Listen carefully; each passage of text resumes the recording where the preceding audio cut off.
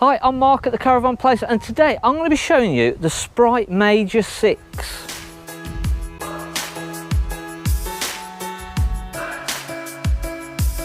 So we've got the Sprite Major 6. I'm going to show you all around this Sprite Major. They're a lightweight family caravan, the Sprites.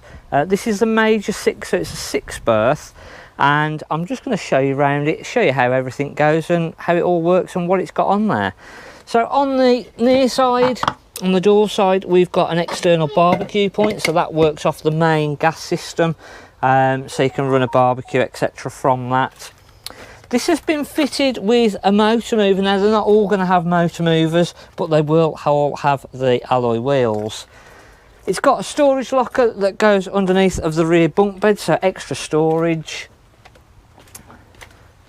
And then round into the front we've got our gas locker, so this is where we put our gas bottles. Now it's set up for propane gas, so you have to have a little spanner and it's reverse thread when you connect this onto the actual gas bottle. Just to turn the gas on, it's just on the top of the bottle. Space for 2 gas bottles, and again a spare wheel on these lives just in the front, but again it gives you a bit more space just at the side for extra storage, etc. 13-pin electrics, so just make sure your vehicle's set up for 13 pins for towing. And then we've got the Alco stabilised hitch head fitted on there as well.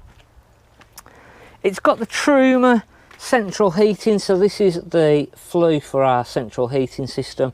And then our water pump, we would drop that into our rack roll first and then just push that into the side. Just make sure that little blue clip clips on and that holds that in there.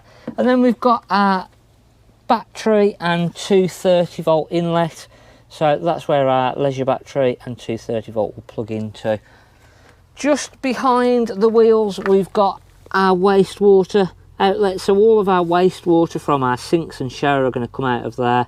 And then we'd normally have a wastewater container that just slides underneath the van, and then all of our wastewater goes into there. Our cassette toilet, so all of our toilet waste.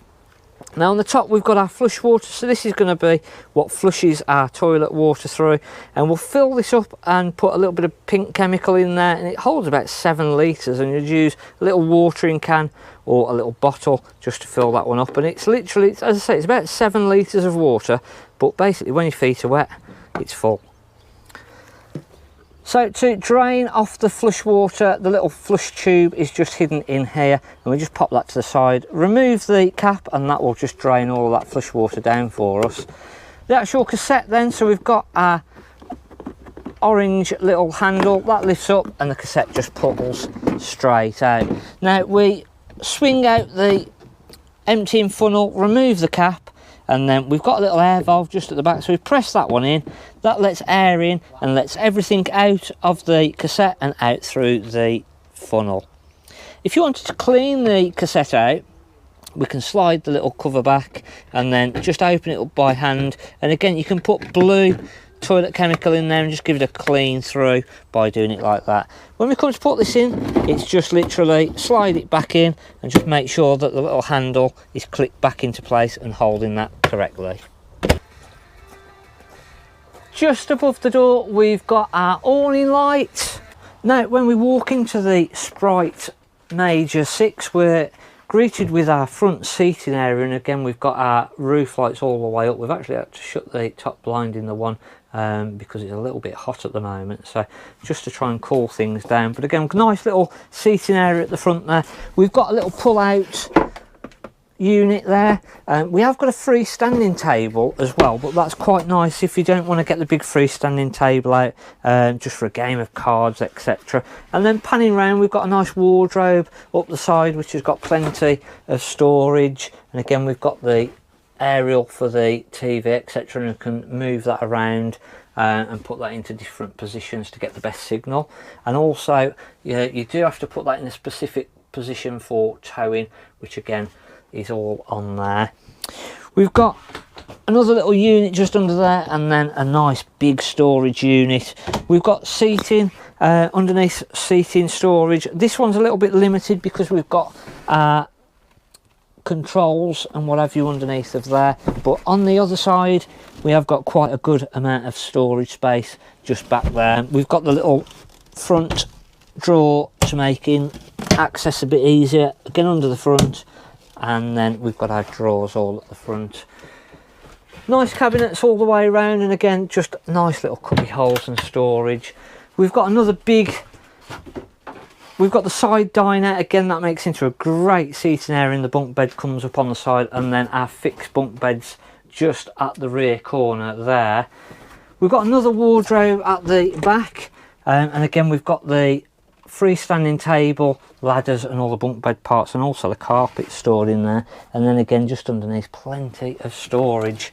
And then just in the back here we've got our bathroom area with a nice separate shower and toilet, maybe just enough room to get changed in there, but a little bit tight to use that as a changing room in all fairness. The radio's just hidden in this cupboard here, and to turn that one off we can just turn it off with our little on and off button. Now just above the door is the control panel, and we can sort of control our power on and off, our awning lights, our internal light. Now that will put on our lights above the cabinets, and we can actually dim these with the little side arrow here. And then our normal lighting, so that will power up all of our spotlights and all the little lights around the caravan. And then the next one then is our water pump. Now before we put that water pump on, there is a couple of things that we need to do. Firstly, we want to make sure that all of our taps are in the closed position. And then just underneath of this seat here we've got a drain valve, so it basically drains off the water system when we're not using the caravan, or mainly over the winter to stop it freezing up, etc. Now this little yellow tap here is our drain valve, so in the upright position that is going to drain that water system down. So we pop that into the upright position, open all of the taps up, and that will drain that water system completely down for us, and then stop it freezing up. And again, if you're not going to use it for a while, it'll just stop the water from going a little bit stale in there. Now when we come back in, we need to make sure that that is back down and that we've turned all of our taps into the off position and made sure that the spout is over the sink. Otherwise all of our water is just going to go straight back out onto the floor and possibly over the worktops if we haven't put the taps into the closed position. Once we've done that, we can then go ahead and put our water pump on and get the water through the system. While I'm underneath of this seat, I'm just going to show you the main power source unit. So this is where we can actually completely isolate the 12 volt system on this system shutdown. So if you've got no 12 volt coming in, just make sure this black button here is pressed in. We've then got all of our fuses, so they'll do our 12 volt fuses, our two 30 volt trip switches, so if we have any power issues just check our 230 in here. And then we can put our charger on and off, and we can put our heating and hot water on and off. Now because this has got a combi boiler, we can pretty much leave that into the on position and that will then be fine. We have got a reverse polarity, so if we had an issue with the electrics and it was wired incorrectly, this light will then come on also.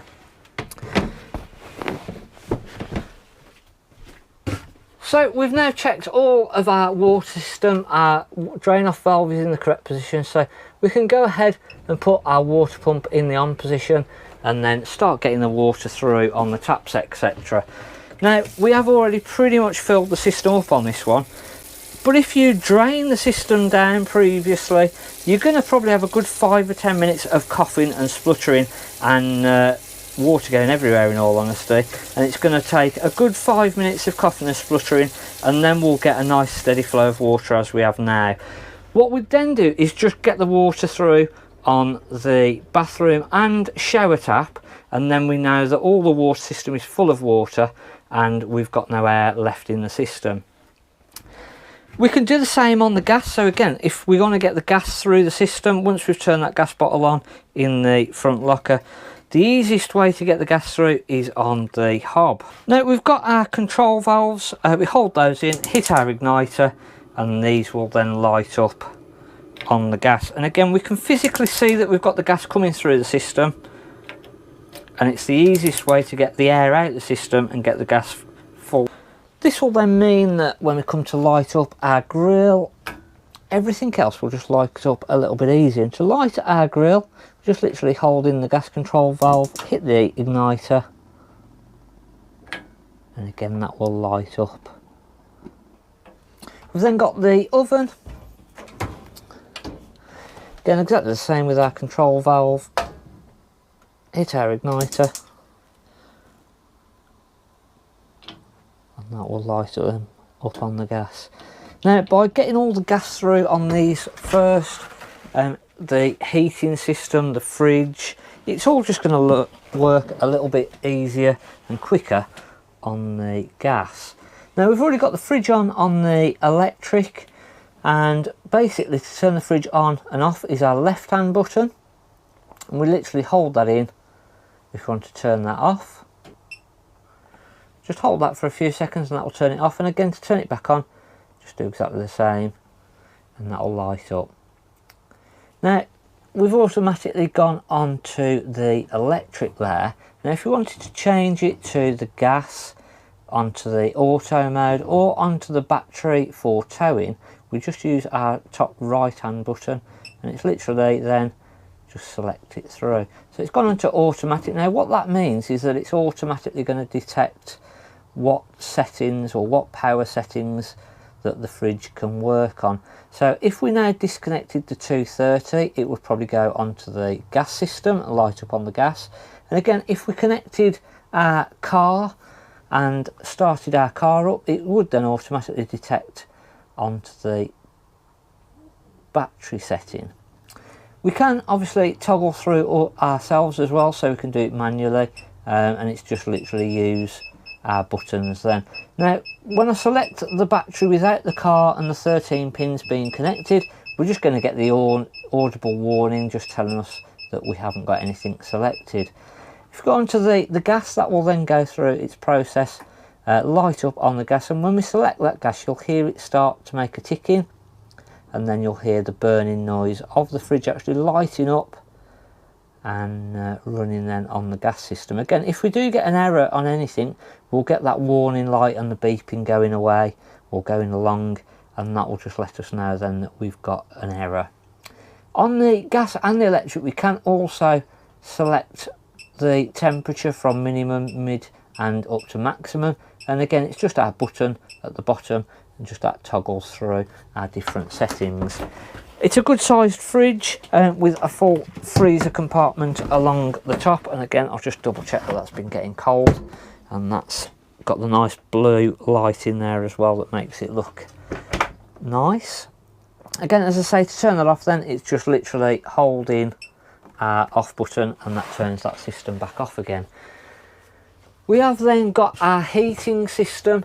Now, you might remember that previously I'd mentioned that underneath of our seat on the grey unit, just underneath of here, that we'd got the heating and hot water button.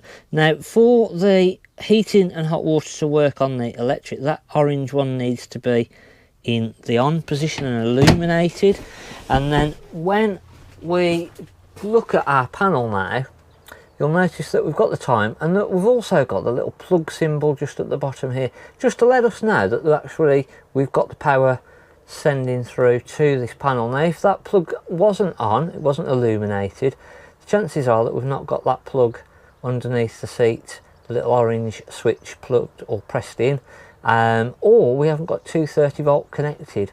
So just make sure that you've got all of those, and then to wake the system up, we just press the button once, and we can then toggle through the different settings. So our first one that flashes up is our internal heating. So we then press that one, we go from off, and then we can select what temperature that we want the Caravan to be. So once we've selected that, that will then put our heating on at that temperature. We've then got our hot water, so this will put our hot water on and off for us, and again we then press the button in. We'll have off, we've got eco, so that's a low power setting. Hot, which is our normal power setting, so that's what we're going to use the hot water on most times. And then we've got a boost setting, so if we wanted hot water a little bit quicker than usual, we can boost that hot water, and that'll just warm the water up quicker, and then it will revert back to our hot water. But normal times we would just put that onto hot, and that will then warm our water up in the normal way. Next along, we've got our power setting, so we can choose now whether we're going to use heating and hot water either on gas, a mix of gas and electric on 1, a mix of gas and electric on 2, so a higher setting, and then we've got electric 1 or electric 2. So again, if we went to a site and it got low power, we could use the electric 1. If we went to a site and we hadn't got any 230 volt, we can run it just on the gas. Or if it was winter and we wanted it all to work a little bit quicker, we can then use it on a mix of 1 or a mix of 2, and that will just heat the heating and hot water up a little bit quicker. Once we've chosen which one that we want to go on, we just press it again, and that then confirms it. And again, we get up the top then, our little symbols just to tell us that we've actually got electric 2 or electric 1 or the gas bottle, and so on.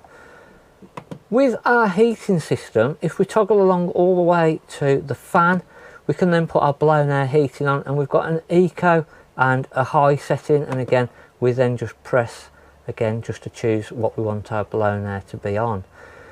Now if it's hot and we don't want our hot water and we don't want our heating on, we can then toggle back through.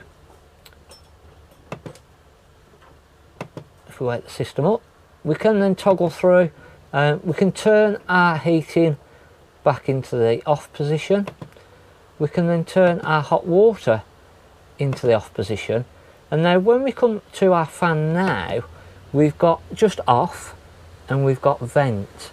Now what this does without any hot water or heating on, it gives us the ability just to put the blown air system on.